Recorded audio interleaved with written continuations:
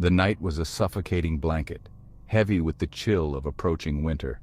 An oppressive silence hung in the air, broken only by the rustle of unseen things in the darkness. A thick fog, swirling and ethereal, snaked its way through the gnarled branches of ancient trees, their silhouettes twisting into grotesque shapes against the pale, ghostly moon. The air was thick with the scent of damp earth and decaying leaves, a reminder of the relentless cycle of life and death. Deep within the heart of this desolate landscape, a clearing emerged, bathed in an unnatural, almost spectral light. The source of this eerie luminescence remained shrouded in shadow, casting long, distorted fingers of darkness that danced and writhed in the mist. A sense of foreboding permeated the air, a palpable tension that sent shivers down the spine. The very air seemed to crackle with unseen energy, a silent symphony of whispers carried on the wind. At the heart of this unsettling tableau, perched atop an object barely discernible in the gloom, sat a raven. Its ebony feathers, sleek and polished, absorbed the spectral light, rendering the creature a silhouette of darkness against the ethereal glow. Its eyes, 2 points of obsidian fire, burned with an unnerving intelligence, seeming to pierce the veil of the physical world and stare directly into the soul. The object beneath the raven, slowly revealed as the fog shifted and thinned, was a human skull, bleached white by time and the elements.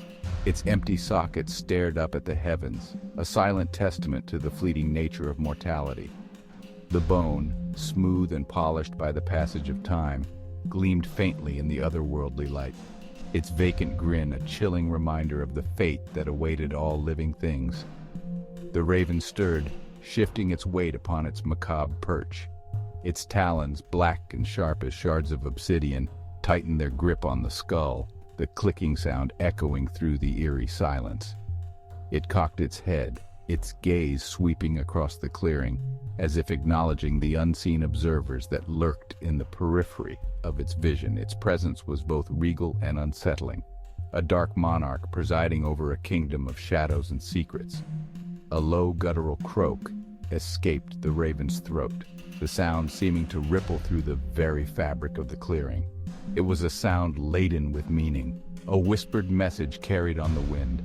The fog responded to this utterance, swirling and pulsing with renewed vigor, as if energized by the raven's pronouncements. The unseen watchers in the shadows stirred, their presence felt rather than seen, their attention drawn to the raven and its pronouncements. The raven and the skull, an unholy union of darkness and mortality, seemed to exist outside the natural order. The bird, a harbinger of ill omens in many cultures, seemed oddly at peace perched atop the symbol of death. Its presence imbued the scene with an unsettling aura, a sense that the veil between the worlds had thinned, allowing something ancient and powerful to bleed through. The skull, a stark reminder of the ephemeral nature of life, served as a stark counterpoint to the raven's vitality. Yet there was a sense of balance in their juxtaposition, as if they represented two sides of the same coin, two aspects of a single, eternal truth. The raven, a creature of the air and the heavens, found its perch upon the very symbol of earthly demise, a testament to the interconnectedness of all things. This union, unnatural as it seemed, spoke of a deeper connection, a shared purpose that transcended the boundaries of life and death. The raven, with its penetrating gaze and otherworldly pronouncements, seemed to be drawing upon the skull's inherent connection to the realm of the departed, its presence acting as a conduit between the worlds. The fog, swirling and dancing around them, seemed to be a physical manifestation of this connection, a tangible representation of the unseen forces at play. The clearing, once a place of quiet solitude, was now a nexus point, a crossroads where the veil between the worlds was thin and permeable. The raven, perched atop its macabre throne, held court in this liminal space, its presence a beacon to those who sought knowledge from beyond the veil. The unseen watchers in the shadows, drawn to this convergence of power, held their breath, their anticipation palpable in the stillness of the night. The raven's gaze was unsettling, its eyes burning with an ancient knowledge that seemed to reach back through eons. It was as if the creature had witnessed the birth and death of stars, the rise and fall of civilizations, the endless cycle of creation and destruction. Its gaze held no judgment, no malice, only a profound and unyielding awareness of the true nature of reality. To meet the raven's gaze was to stare into the abyss, to confront the raw, unfiltered truth of existence. It was a glimpse into the void, a moment of stark realization that stripped away all illusions and revealed the world in its stark, unvarnished reality. The skull beneath the raven's talons served as a constant reminder of this truth, its empty sockets reflecting the emptiness that lay at the heart of all things. Yet, within this abyss, within this void, there was also a strange sense of peace. The raven's gaze, though unsettling, also held a certain serenity, an acceptance of the natural order of the universe. It was the peace that came from understanding, from seeing beyond the veil of illusion and accepting the truth, however harsh it might be. The unseen watchers in the shadows, captivated by the raven's gaze, felt a strange mixture of fear and fascination. They were drawn to the creature's power, its connection to the unseen world, yet they also feared what they might find if they dared to look too deeply into the abyss. The clearing held them in its thrall, a place of both terror and enlightenment, where the boundaries of reality blurred and the truth was laid bare. The silence of the clearing was profound, absolute. It was a silence that pressed in from all sides, a suffocating blanket that stifled all sound.